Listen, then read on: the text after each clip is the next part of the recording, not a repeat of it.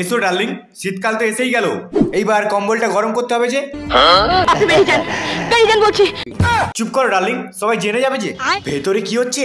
ওরা কম্বল গরম করছে, খুব শীত পড়ছে তো তাই।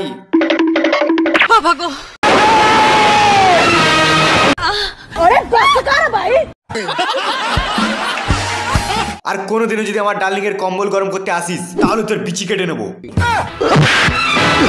এত দেরিতে আসলে বাল কাটবে? কম্বল তো আমার গরম হয়ে গেছে, 10 দিন আর ঠান্ডা লাগবে না। প্রসেনজিৎ, কাজটা তুই ঠিক করলি না। আমার গরম জলটা দিয়ে তুই চান করে নিলি, আমার খুব ঠান্ডা লাগছিল বলে তোর ওই গরম জলটা দিয়ে চান করে নিয়েছি। কালকে আবার গরম জল করে রাখবি, ঠিক 12টার সময় আমি চান করতে যাব। দূর শালা, তোর গরম জলের কেথায় আগুন, তোকে এক বালতি ঠান্ডা জল দিয়ে চান করাবো।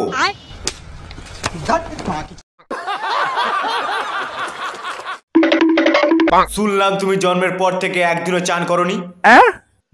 গায়ে ভালোই গন্ধ আছে, শহরে এত মেয়ে থাকতে তুমি আমার ঢ্যামনা হারামি মেয়েটাকেই তোমার গায়ের গন্ধ শোঙাতে গেলে কেন? আমি যদি বলি শ্বশুর মশাই আপনার গা থেকে শুয়োর পচা গ্যাস বেরোচ্ছে, যা শালা এ কি করে গন্ধ পেলো? ওতে কি লেখা আছে বাবু? কি আছে? আমার মা তোমাকে এক বালতি জল দিয়ে চান করতে বলেছে, তবেই তোমাকে বউ হিসেবে মেনে নেবে। পারবো না। আচ্ছা ঠিক আছে, গরম জল দিয়ে। কে তুই? আমিও শীতকালে একদিনও চান করিনি রাজকুমারী। শালা এর গা থেকে শুয়োর পচা গ্যাস বের হয়, এর গায়ের গন্ধ শুকে 500 লোকের মার্ডার হয়েছে।